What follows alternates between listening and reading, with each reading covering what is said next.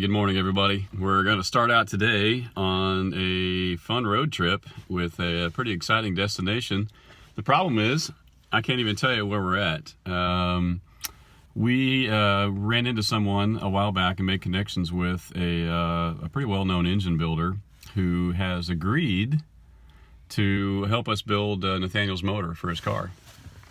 And not only that, but he's going to mentor Nathaniel and kind of take him under his wing. He said, if you want to build this motor, I'm going to show you how to do it the right way. So Nathaniel was talking to me a little while ago. He's like, Dad, are you a little bit nervous? I'm like, yeah, I kind of am, actually. I'm not sure how this is going to go, but we're nervous and excited all at once. We just pulled up. We're going to go inside, and then I'll introduce you to who we're going to meet. This is going to be fun.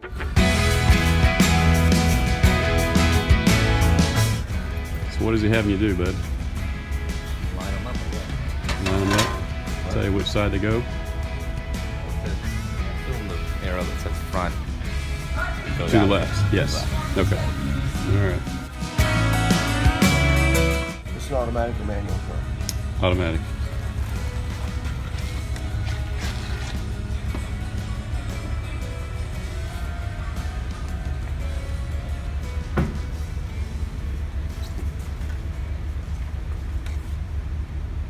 Probably going to do more teaching than we are building today. Okay. We're going to try and get as much done as we possibly can. But I'm going to send you home to build. Okay? I'm going to try and do all the preliminary stuff with you today, so you have some idea about what to do and what not to do. So the first thing you want to do is you want to get, these are Cleveland cotton products. These are a low-lit paper towel. Okay. You shouldn't use the blue, I've got some of them around here somewhere. The blue paper towels, Like Blue shop Scott towels? Yeah. all bad. Okay. When you're engine building, this is the stuff you want to use, is this. The only thing that, clearances, okay, critical clearances. Second thing is cleanliness. Cleanliness is next to godliness, especially when you're building engines. So everything has to have a brush run through it, everything has to have solvent run through it, all the block passages. Let me ask you a question. From the time we run out of oil until the time we make metal-to-metal contact, how much time do you think we have? Well, if we run short on oil on a bearing, and the bearing actually touches, how much time? Not much time. No time. Yeah. Metal-to-metal contact. The whole thing relies on what's called hydrodynamic lubrication. So what we're going to do is we're going to run an oil film through the bearing. The bearing clearances are determined by a number of things. Everything is always about design. Whenever you build an engine, it's all design work. It starts out with, what are you doing? How much power do you want to make? What class are you racing? Do you have class rules? Are there displacement rules, cylinder head rules? Are there fuel rules? Okay. What's your budget? Budgets last on the list. I know, right? Budget. Not my world. You're in the wrong hobby. I know, right? I always tell people when they bring projects in here, I said it's going to take longer, it's going to take more time, and it's going to be more expensive than what you think it's going to be. So that's kind of Absolutely. the way it works in the car business. So some of the things you need to inspect are, you need to make sure that you do or do not have a pilot bearing back here, or pilot bushing. So what we do is we feed oil in from the main bearing, which is then distributed through the whole cross drilling. This is called cross drilling from the crankshaft. Okay, and that distributes oil to the rod bearing.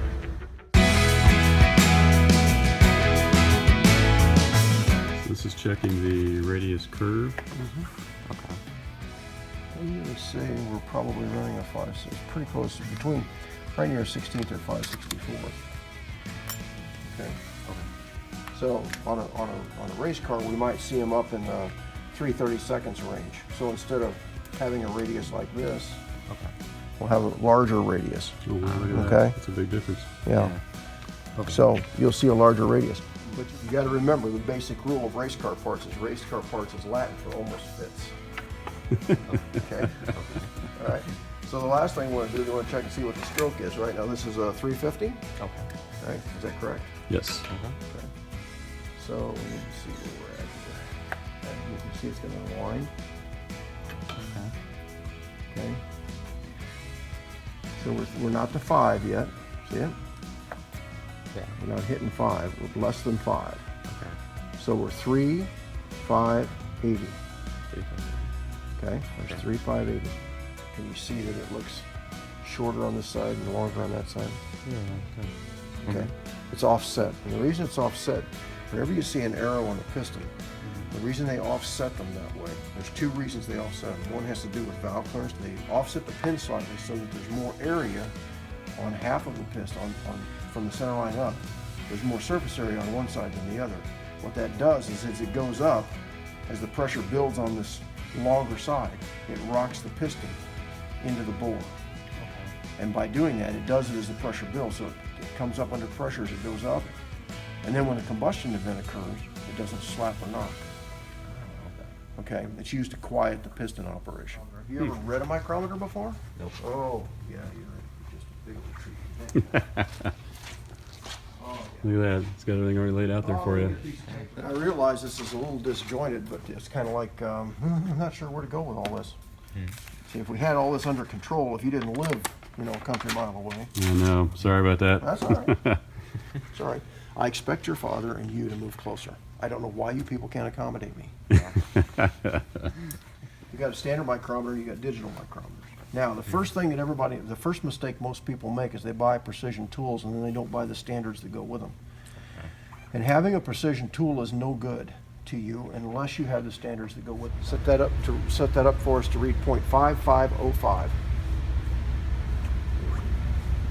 This barrel reads 25. If you notice, what happens here is it increments. See, it says 24. So watch what happens. I'm here at 500, right? Yeah. Now watch. I'm going to roll it around 1 revolution. The 25 mark appears on the vernier scale, and I go back to 0 here. Okay. See, so there's 25 with each revolution. I go around again. I'm at 25 for my second revolution. Now I'm at 0.550. Okay. See how close you are? Now you need to get just past that, right? So you're going to be somewhere around in there someplace, right? Somewhere halfway past. You're not to 1. Okay. Then you're going to transition to this reading, and you're going to look here, and your 5 mark is right there, Got to line up with. and it's got to line up, and it's got to line up here on the vernier. And so in this particular case, the 5 is pretty well lining up with the 8 again. Okay. See it? And that's the vernier. And so you're now on your number. Okay. All right? This is probably not what you were expecting. Well, I I'm figured not complaining. I figured I'd teach you while I was doing this, so that way you had an opportunity to learn a little something. Yeah. That way we're not just watching you measure something. We know why it works. It doesn't do you any good if I build your motor for you, okay? Yeah. That's right. It doesn't do you a bit of good. Engine building is about attention to detail. Okay, now you've seen some different ring packs. We showed you ring packs. We showed you some racing ring packs. We showed you the difference. You understand now that you're running some high tension rings. These are fine for street applications. It's fine for daily driver stuff. Everything's going to work just fine. And in racing, remember what I told you? Yeah. Part 1 probably won't fit because race car parts are Latin for almost fits. Second problem you got is that everything that you build has to be as light and as strong as possible. You ever remember hearing about a guy named Warren Johnson? He used to be an old pro stock racer. Well, he's still around, and they call him the professor. He's a mechanical engineer, and he's brilliant. And his comment was that you always could test your racing parts, your pistons and your rings and your pins. He said the way to test those to find out if they were too heavy, he said if you threw them in the air and it came back down, they're too heavy.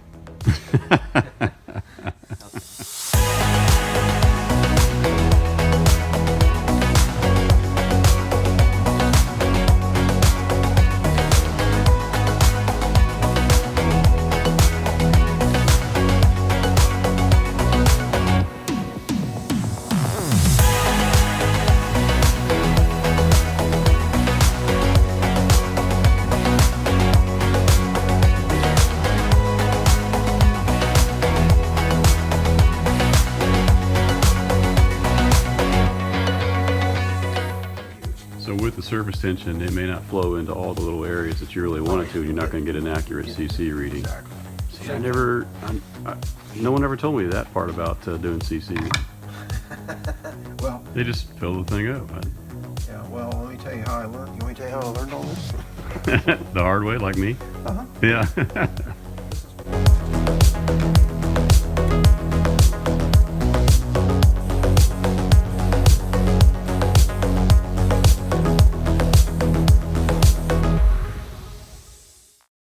that the original thought it was? Well, they're from the factory. They say they're 76 cc heads, Okay. but You know as why we they- now know, Now, why aren't they? Now the question is, why aren't they? right? Do you know the answer? Um, Because there's a reason. have they been worn down at all? The valves have been At all? 3-angle valve jobs, so they sit lower.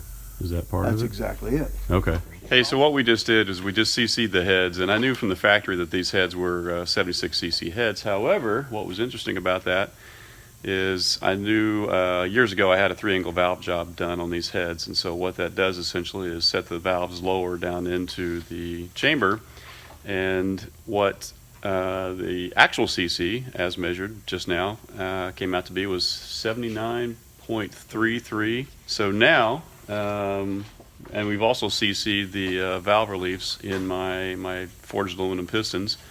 And then we're going to grab the specs from my cam, and we're going to figure out what my actual, or what your actual compression ratio is going to be. So, fun stuff.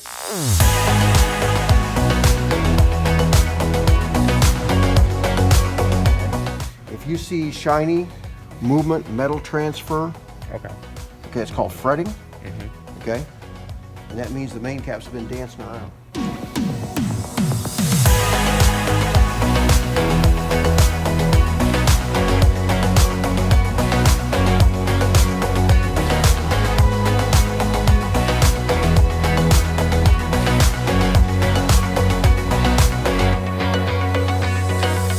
Starts out as just, you know, stock stuff, and then pretty soon you build stuff that's, oh boy, I get to go to prison.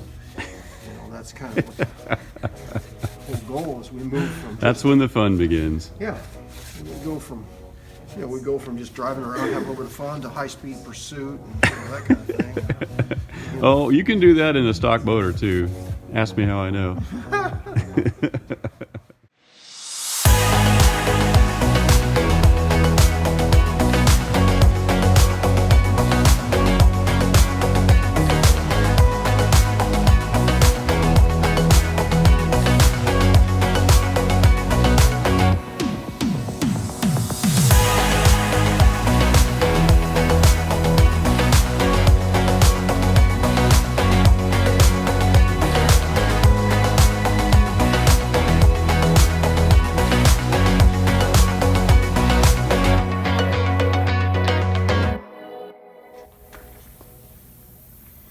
There's my oil clearances for each main journal.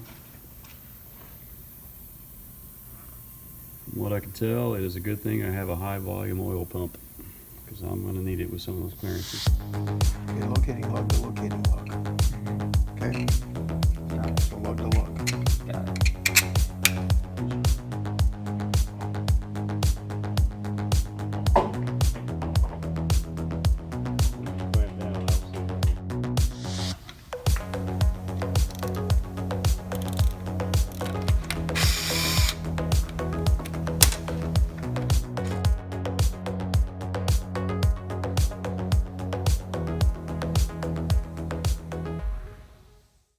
All right, guys, we've had one whirlwind of a day here today. We really didn't even do an introduction in the very beginning of this because we just hit the ground running with what we had to do, and we had a lot to do. Yes, we do. And we still have a lot to do. We have found some problems with the motor. We have found some problems with oblong bore, deck, you name it. However, it's within street clearances, but it also means that between that and the combo of parts I've had, we're probably only going to make in the 200 to 225 range horsepower-wise. But that's fine. He's 16. I like it.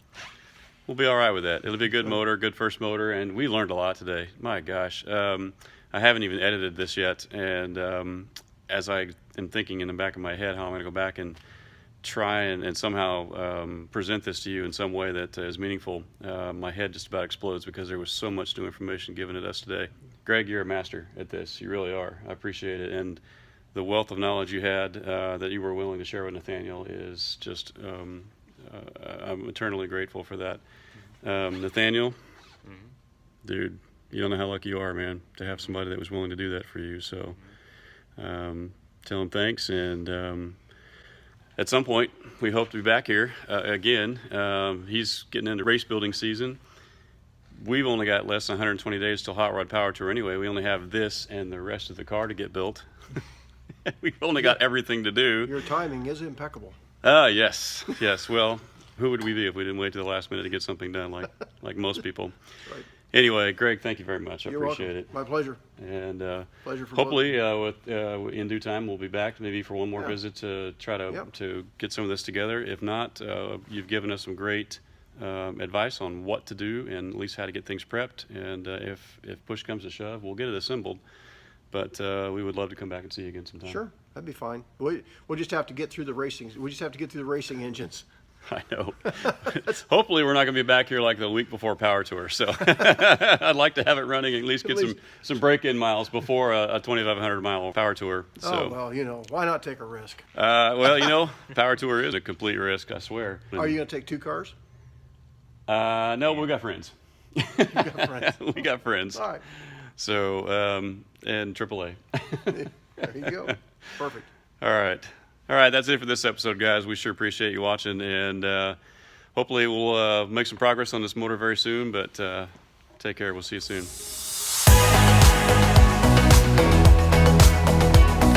Gaskets and he talks to himself. You need to talk to your mom about this. You need to talk to you about this. She's known that about me for years.